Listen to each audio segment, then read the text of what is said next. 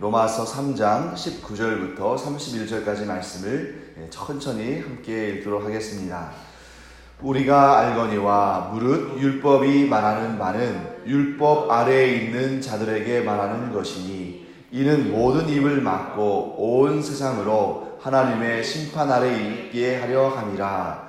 그러므로 율법의 행위로 그의 앞에 의롭다 하심을 얻을 육체가 없나니 율법으로는 죄를 깨달음이니라. 이제는 율법 외에 하나님의 한 의가 나타났으니 율법과 선지자들에게 증거를 받은 것이라. 곧 예수 그리스도를 믿음으로 말미암아 모든 믿는 자에게 미치는 하나님의 의니 차별이 없느니라. 모든 사람이 죄를 범하였음에 하나님의 영광에 이르지 못하더니 그리스도 예수 안에 있는 속량으로 말미암아 하나님의 은혜로 값없이 의롭다 하심을 얻은 자 되었느니라. 이 예수를 하나님이 그의 피로써 믿음으로 말미암는 화목제물로 세우셨으니 이는 하나님께서 길이 참으시는 중에 전에 지은 죄를 간과하심으로 자기의 의로우심을 나타내려 하심이니 곧 이때에 자기의 의로우심을 나타내사 자기도 의로우시며 또한 예수 믿는 자를 의롭다 하려 하심이라. 그런즉 자랑할 때가 어디냐 있을 수가 없느니라. 무슨 법으로냐 행위로냐 아니라 오직 믿음의 법으로니라. 그러므로 사람이 의롭다 하심을 얻는 것은 율법의 행위에 있지 않고 믿음으로 되는 줄 우리가 인정하노라. 하나님은 다만 유대인의 하나님이시냐 또한 이방인의 하나님은 아니시냐. 진실로 이방인의 하나님도 되시느니라. 할례자도 믿음으로 말미암아 또한 무할례자도 믿음으로 말미암아 의롭다 하실 하나님은 한 분이시니라. 그런즉 우리가 믿음으로 말미암아 율법을 파기하느냐 그럴 수 없느니라. 도리어 율법을 굳게 세우느니라. 아멘.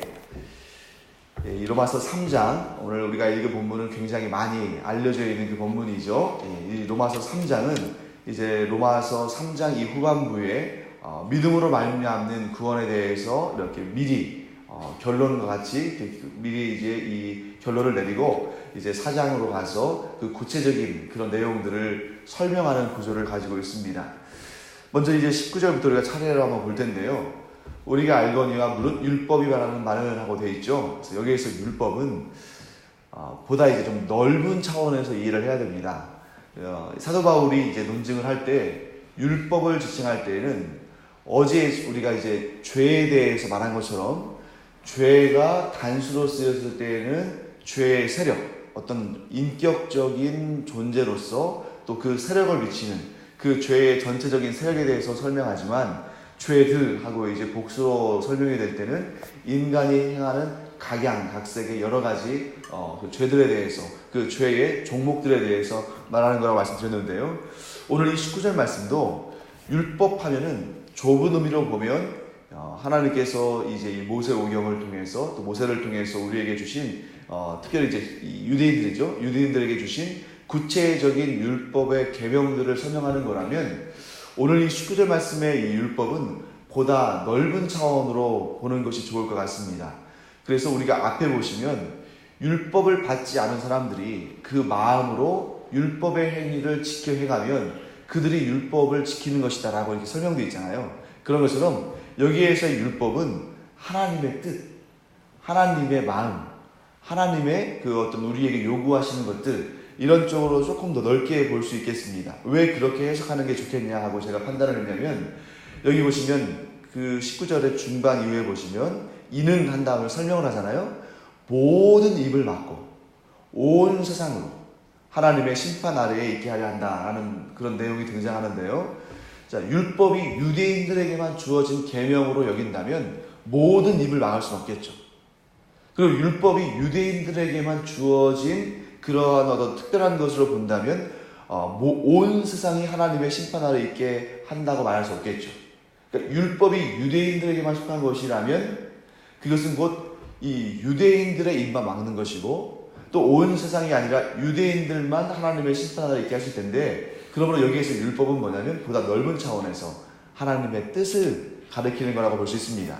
즉 하나님의 뜻 아래에 있는 자들은 그 뜻이 율법이든 혹은 율법을 받지 못한 사람들에게도 역사하는 양심이든 율법과 양심을 모두 합한, 즉 이 세상에 있는 모든 이들에게 전달되어진 하나님의 뜻은 하나님의 그 뜻 아래에 있는 자들에게 말씀하시며, 그것은 곧 어떤 사람도 그 입으로 자기 자신을 변명하거나 변호할 수 없게끔 하시고, 그래서 모든 사람들이 하나님의 심판 아래에 있게 하신다 하는 것을 우리가 볼 수 있습니다. 자, 그 다음에 20절 말씀 보시면, 그러므로 율법의 행위로 그의 앞에 의롭다 하심을 얻을 육체가 없나니 율법으로는 죄를 깨달음이니라. 여러분 여기에서는 이제 마찬가지입니다. 여기에서는 이제 이 율법에 관련해서 이론적인 차원이 아닌 실체적으로, 즉 실천적인 의미에서 접근하는 겁니다. 자, 먼저 이론적으로 한번 보겠습니다. 이론적으로 율법을 다 지켜 행함으로 하나님께 의롭다 하심을 받을 수 있습니까, 없습니까? 이론적으로는 할 수 있는 것입니다. 만약에 이론적으로 율법을 다 지켜 행하는 사람이 있다면, 그럼 그 사람은 하나님 앞에 의롭다 여기심을 받아야만 하나님께서 율법을 주신 것이 의로운 일이지, 하나님께서 이 율법을 이론적으로 율법을 지키는 것으로 말미암아 하나님 앞에 의롭다 하심을 받을 수 없다면 이 율법을 주신 하나님께서 불의하신 것이죠. 이 율법을 지킴으로 말미암아 의롭다 하심을 받을 육체가 한 명도 없다는 그것이 바로 이제 그 기본적으로 이론적으로 하나님께서 그것을 정해놓으셨다면 그 사람을 괴롭히기 위해서 율법을 주신 거잖아요. 이 율법을 지킴으로 말미암아 의롭다 하심을 얻을 수 없는데, 그런데 의롭다 하심을 받아야 할 그럴 사람들에게 율법을 주신다는 것은 하나님이 인간을 괴롭히는 겁니다. 그렇기 때문에 이론적으로는 율법을 완전히 100% 지켜 행한다면 그는 하나님 앞에 의롭다 여기심을 받는 자가 됩니다. 그런데 여기서 사도 바울이 20절에서 강조하는 것은 뭐냐면, 이런 이론적인 차원이 아니고 실제적으로, 실천적으로 바라보는 것입니다. 실제적인 그러한 상황 가운데서 바라보니까 율법을 완전히 지켜서 하나님 앞에 의롭다 하심을 받을 육체가 단 한 명도 없다는 것이죠. 그것은 우리도 마찬가지입니다. 네.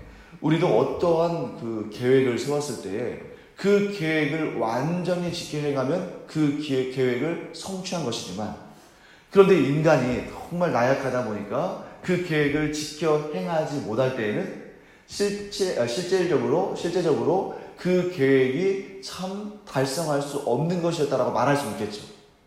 이것은 이 20절 말씀은 이론적으로는 율법을 지켜 행하면 의롭다 하심을 받지만 실제적으로 단 한 명의 육신도, 단 한 명의 사람도 율법으로 말미암아 의롭다 하심을 얻은 사람이 없었고 지금도 없고 앞으로도 없을 것이라는 것을 사도 바울이 확신하는 것입니다. 결국 그렇다 보니까 뭐예요? 율법의 원래 용도는 그것을 지켜 행함으로 말미암아 하나님의 뜻을 이루고 하나님 앞에 의롭다 여기심을 받도록 주어졌지만, 결과적으로 보니까 어떻습니까?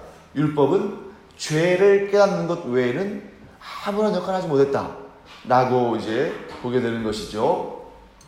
그래서 우리가 이렇게 볼 수 있습니다. 모든 율법의 강령은, 이 율법이 주어진 그 목적은 성경에 분명히 기록되어 있잖아요. 모든 율법의 강령은 하나님을 사랑하고 이웃을 사랑하는 것인데, 그런데 실체적으로 인간을 자세히 정확히 들여다보니까 모든 인간은 이기적인 죄성을 지닌 존재고, 결국 이 율법의 최종적인 목적인 하나님을 자신보다 더 사랑하고 이웃을 자기 몸과 같이 사랑하는 사람들이 없더라. 그러므로 율법을 받으면 받을수록, 율법을 지키려고 노력하면 노력할수록, 율법의 그 의미를 정확히 알면 알수록 율법으로는 죄를 깨닫는 것 밖에는 아무것도 없더라 라고 고백적으로 나오는 겁니다. 그래서 20절과 21절 말씀은 뭐예요? 사도 바울이 이론적으로가 아니라 실제적으로 삶을 살다 보니까 그 결과적으로 얻게 된 결론이다 라고 말하는 것이죠. 마치 솔로몬이 모든 지혜 중에 가장 탁월한 지혜자였잖아요. 그런데 그가 살고 보니 모든 인생이 헛되고 헛되다는 결론에 이른 것처럼 사도 바울은 그 누구보다 율법을 잘 알고 그 누구보다 율법을 지키려고 몸부림쳤지만 그의 인생을 솔직하게 돌아보니까 율법으로는 의롭다 하심을 받을 육체가 하나도 없고 결과적으로 율법은 자기가 얼마나 하나님 앞에 죄인인지를 깨달을 수밖에 없는 그러한 용도일 수밖에 없는 것이었더라 라고 고백하는 것입니다. 자, 그런데 21절이 지금 핵심이죠. 이제는 율법 외에 하나님의 한 의가 나타났다. 자, 율법 외에 하나님의 한 의를 우리가 다른 말로 하면 뭐라고 할 수 있냐면 새 언약이라고 볼 수 있습니다. 새 언약의 율법 혹은 그냥 새 언약의 법 이렇게 말할 수 있겠죠. 그런데 이 새 언약의 법은 율법 외의 것이기 때문에 새로운 것이죠. 그러니까 새로운 언약이라고 말씀을 드렸습니다. 그래서 우리가 성경을 구분할 때에도 구약, 신약 이렇게 구분하잖아요. 구약은 옛 언약, 곧 율법을 지켜 행하면 의롭다 하심을 주시는 이 옛 언약이라면 새 언약은 무엇입니까? 예수 그리스도의 그 보혈의 공로를 믿음으로 말미암아 얻는 새로운 언약, 완전한 언약이죠. 그런데 여기에서 여러분들이 이 본문을 좀 자세히 보시면 아주 중요한 원리를 발견하게 되는데 그것이 뭐냐면 21절 말씀에 한 의가 나타났다라고 되어 있습니다. 21절을 우리가 좀 주목해 봐야 돼요. 율법 외에 한 의가 나타났으니까 이것은 새 언약입니다. 그런데 그 다음 바라보시죠. 율법과 선지자들에게 증거를 받은 것이다. 보통 이제 율법 하면은 모세오경을 의미하고 선지자 하면은 하나님의 예언을 한 사람들을 주목할 수 있습니다만 성경에서 특별히 이 사도 바울의 표현 가운데 율법과 선지자, 이게 보통 이제 유대인들의 표현법이거든요.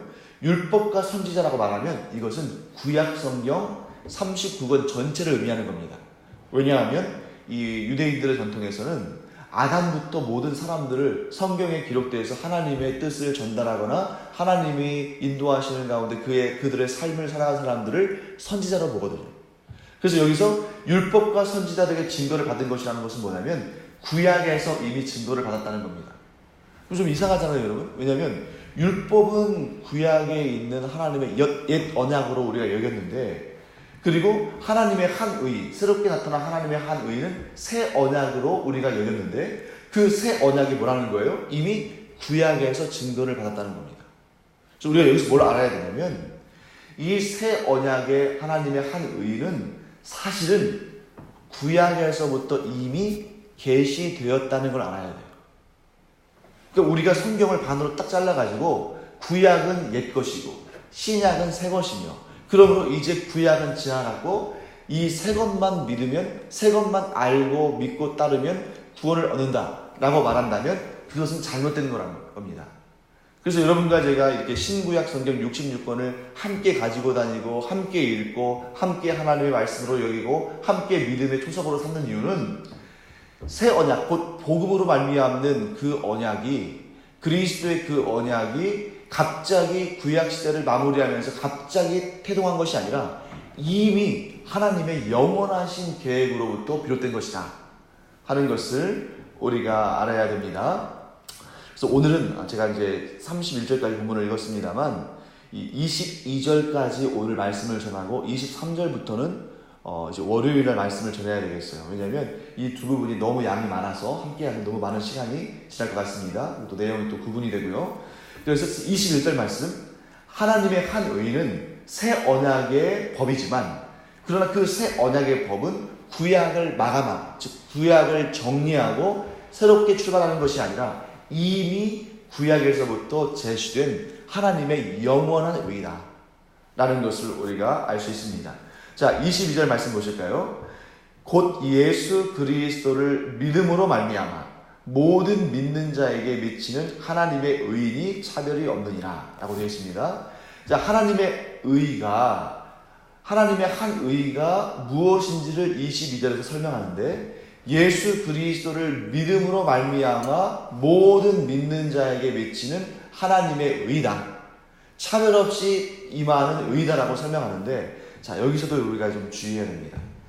자, 21절 말씀에 하나님의 한 의가 이 신약 시대에만 나타나고 구약 시대에는 없는 것처럼 여기면 안 된다고 말씀드렸잖아요. 이 하나님의 한 의는 구약에서 이미 계시된, 이미 하나님의 영원하신 계획 가운데 있는 거라고 했기 때문에 22절의 말씀에 이어지는 겁니다. 곧 그것이 뭐냐면 예수 그리스도를 믿음으로 말미암아 얻는 의다 하는 것인데, 여기에서 우리가 예수 그리스도의 영원성을 깨닫게 됩니다. 자, 예수 그리스도의 이 육신으로 이 땅에 오신 것을, 그것만을 우리가 믿고 그때로부터만이 구원의 의가 이루어진 걸로 본다면, 이 새 언약의 법은 구약과는 관련 없고 신약과만 관련이 있는 걸로 여기는 게 옳습니다. 예수 그리스도께서 존재하지 않으시다가 갑자기 이 신약의 새 언약의 시대에 오셔서 그때부터 사역한 것으로 여긴다면 구약과 율법을 완전히 쪼개야 되고 옛 언약과 새 언약을 완전히 나눠야 돼요. 그런데 만일 예수 그리스도께서 구약 시대에도 역사하시고 영원전부터 역사하셨다면 이 하나님의 한 의는 비록 흐릿하기는 할지 모르지만 이미 구약 시대에도 그 의가, 그 계시가 이미 등장하고 있다는 거죠.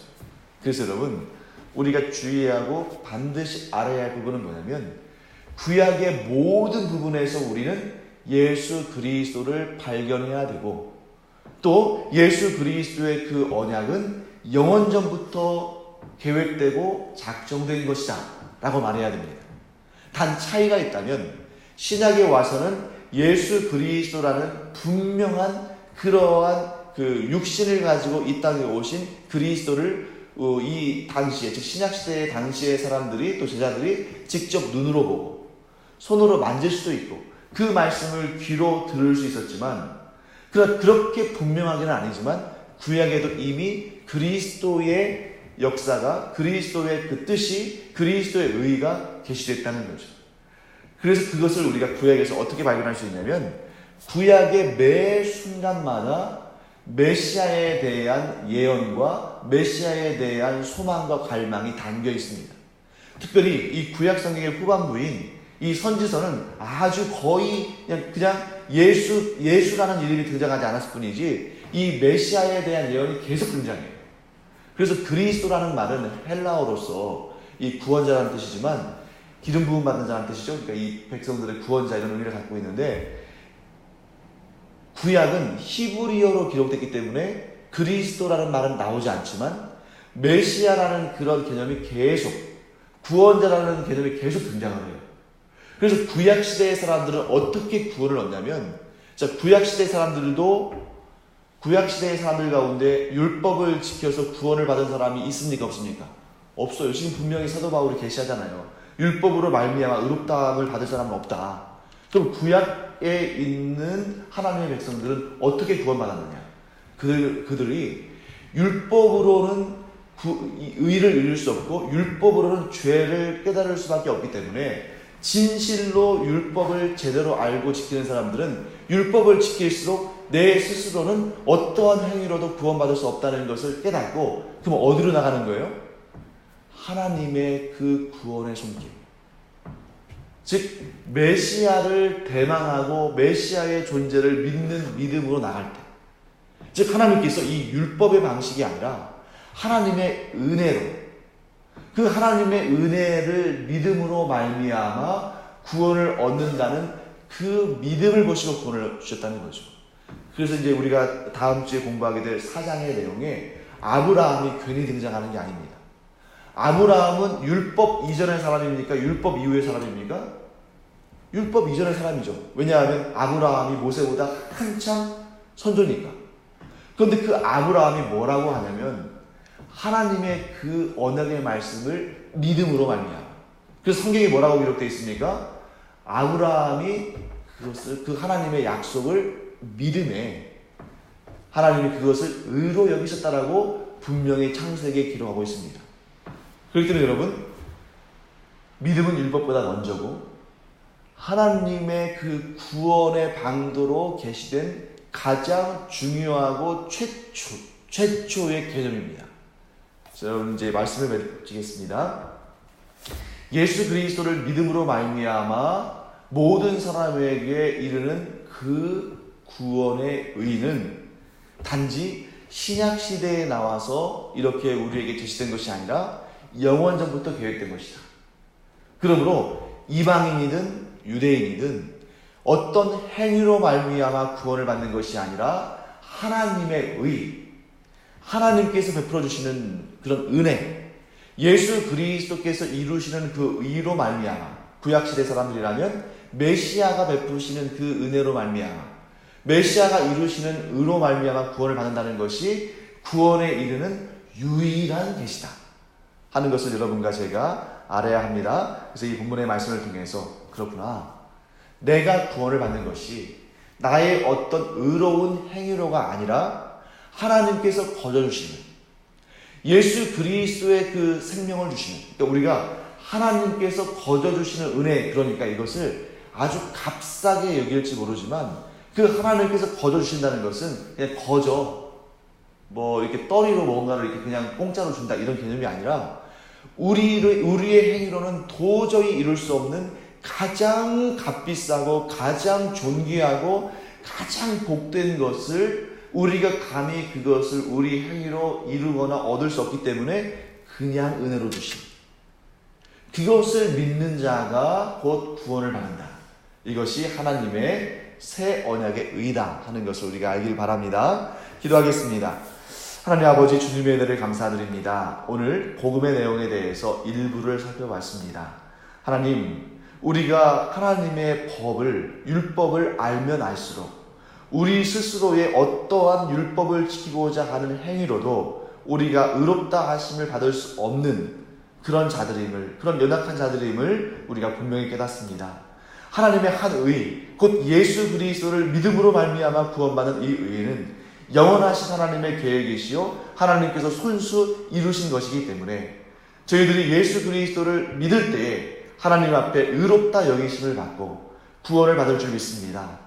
이 믿음, 곧 구약에서부터, 아니 영원전부터 하나님께서 계획하신 이 의를 붙잡음으로 말미암아 구원에 이르는 하나님의 자녀들이 되게 하여 주시옵소서. 감사드리며 예수님의 이름으로 축복하며 기도합니다. 아멘. 이제는 우리 주 예수 그리스도의 은혜와 하나님 아버지의 놀라우신 사랑과 성령의 감동, 감화, 위로 교통하시니 이 시간 헛된 나의 행위나 율법을 지키는 것으로 말미암아 의롭다 하심을 받을 수 없음을 분명히 알고 오직 은혜로 주어지는 예수 그리스도의 그 보혈의 목로를 의지해서 그것을 믿음으로 말미암아 하나님 앞에 의롭다 여기심을 받을 모든 주님의 자녀들 위에 이제로부터 영원토록 함께 있을지어다.